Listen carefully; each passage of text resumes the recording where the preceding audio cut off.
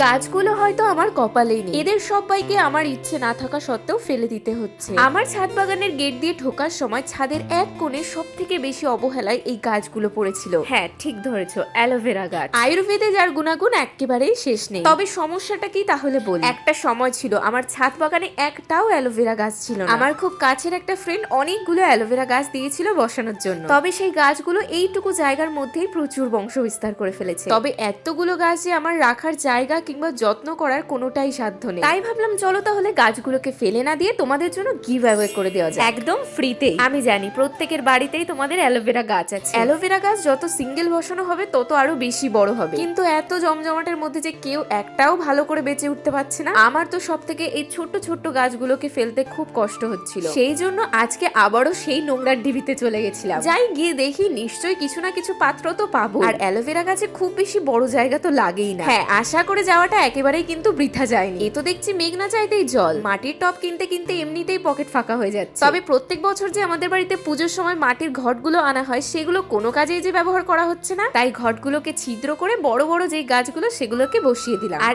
এই যে দেখতে পাচ্ছ এত এত গাছ সবগুলো কিন্তু তোমাদেরকে গিভ অ্যাওয়ে করে দিতে চাই। হ্যাঁ, যদি কিনা তোমাদের বাড়ি বনগাঁর কাছাকাছি হয়, তাছাড়া তো আর সম্ভব নয়। যাই হোক, ফ্রিতে কিন্তু বলে দিলাম।